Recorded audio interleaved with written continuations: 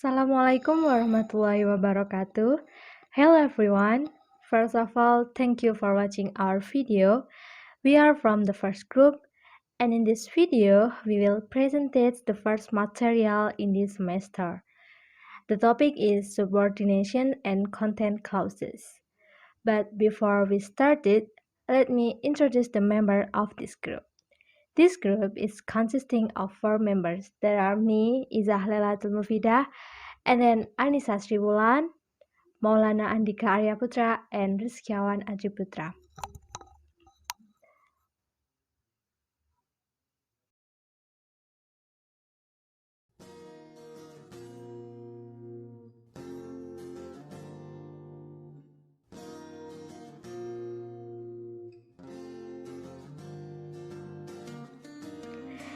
In this video, we have 3 parts. There are subordinate clauses, and then clause type in content clauses, and the last one is declarative content clause. So I'm gonna explain you guys about subordinate clauses. What is subordinate clauses?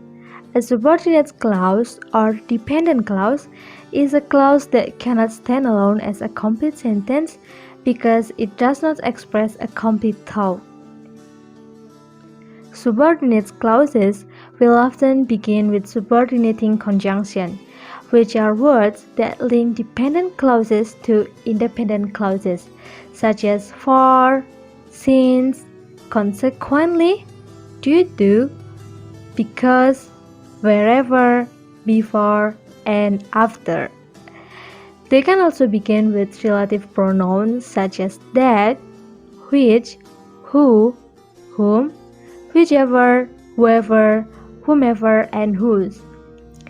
Spotting these words can tip you off that you are dealing with a subordinate clause rather than a main clause. Let's move to the next slide. In this slide, we can see the example of main clause and subordinate clause. So we can see that Yuta drives a car, the underlined clause in number 1. A dependent in clause structure is marked as subordinate by its introductory word that, which is the subordinator. And then in number 2, we can see the underlined clause I was looking at is marked as subordinate by having a missing noun phrase, the understood object of the preposition at. And then the underlined clause in number 3, attending to the conference, is marked as subordinate by having its subject left understood and its verb in gerund participle form. In the next slide, content clause as the default kind of finite subordinate clause. 3 major subclasses of finite subordinate clause. There are relative clause, comparative clause, and content clause. In number 1, relative clause, we have an example. There are several people who buy the concert tickets. The relative clause underlined in number 1, who buy the concert tickets, has as its subject a relative pronoun who with the preceding noun people as its antecedent. And then in number 2, comparative clause, we have an example. Many people would rather not go to the concert than buy the tickets. The comparative clause underlined in number 2 has no overt subject at all. And then the last one is content clause. Content clause in number 3 is introduced by subordinator that. I don't think that these people buy the concert tickets. But the rest of the clause does not differ from that of the main clause. Clause type in content clause. There are 4 types of content clause. The first is declarative, second is clause interrogative, the third is open interrogative, and the last one is exclamative. The example of declarative is Like the main clause is Huda in Canada, and the content clause is it says that Huda is in Canada. The example of clause interrogative, the main clause is are they this point, and the content clause I wonder whether they are this point. Uh, the example of open interrogative, the main clause is what are you looking for, and the content clause tell me what you looking for. The example of exclamative, the main clause is what a shirt it is, and the content clause tell him what a shirt it is. I'm Annisa Sri Wulan.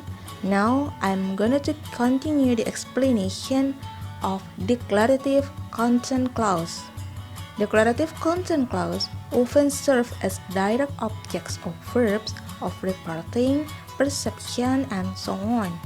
In this use, the conjunction that may head the clause. A consent clause is a subordinate clause that provides consent implied by its main clause. The first characteristic of declarative consent clause is the subordination that. The subordination that is the major feature of declarative consent who can make us easier to distinguish declarative consent clause from its main clause. Okay, to know it more completely, let's check these examples. So, the subordination that sometimes can be obligatory, inadmissible, and also optional. It will be obligatory with subordination that, for the example, that I want, they are work. In this sentence, that I want is become a consent clause where the position is on the subject. Different if without subordination that, for the example, I want, they are work.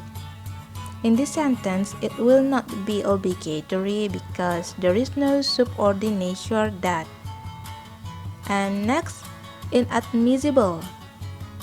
It will be inadmissible with subordination that, for the example, I come here provided that he permit.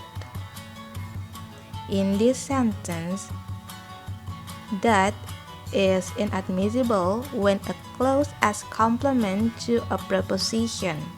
But remember, only a few of prepositions are allowed, such as before, provided, in order, and notwithstanding. And this example, provided is become the prepositions, where in bahasa the meaning is asalkan, provided that has a meaning is asalkan. And then optional. It will be optional with subordination that, for the example, I'm not sure that he can. If without subordination that, you can also say I'm not sure he can, because it is optional, so you can choose if you want to use subordination that or not. It doesn't matter. In this sentence, that is optional when the sentence is in a formal form. If without using that, it means that the sentence is in an informal form. Okay, next we are going to discuss declaratives as complement. At least there are 5 ranges of complement function can be illustrated. The first, the content clause in subject. For the example, that his work appreciated don't gladden her.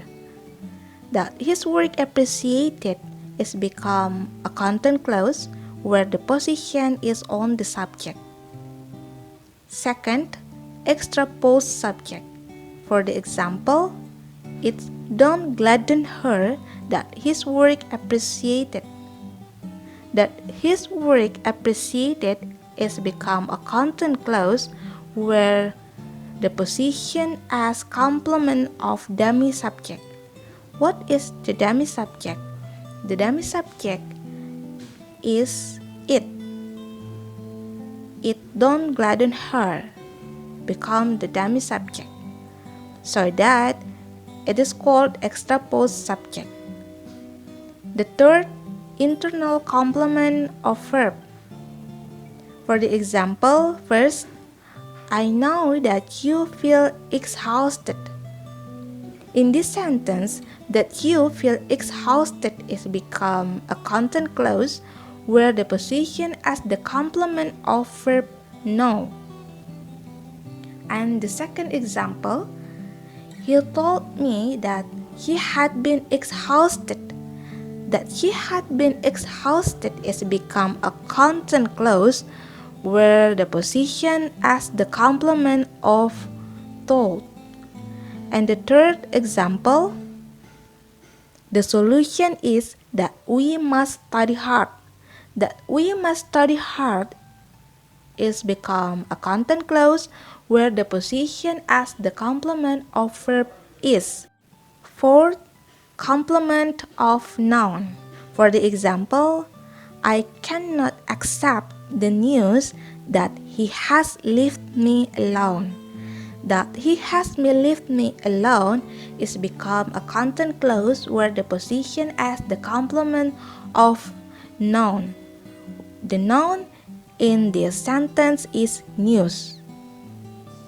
Sixth, complement of adjective. For the example, I am happy to hear that you have married.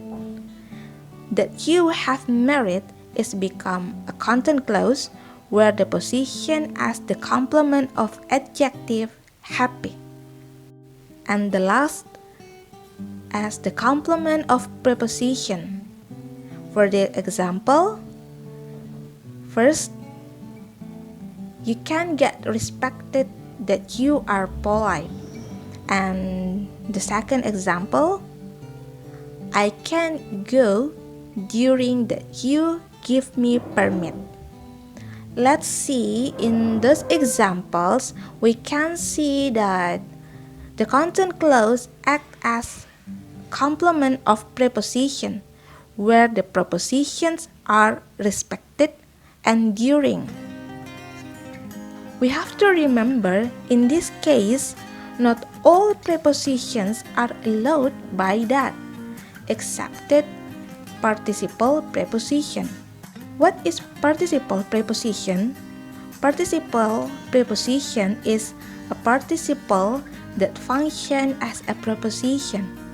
Some of the most common examples are assuming, considering, during, respected, given, and provided.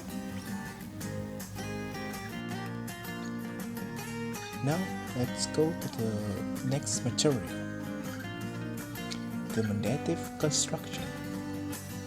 The mendative is the declarative content clause which acts as complement. It is found in demand and mandatory. Includes of the meaning, the mendative express suggestion, advice, requirement, or demand by the modal auxiliary like must, should, and etc.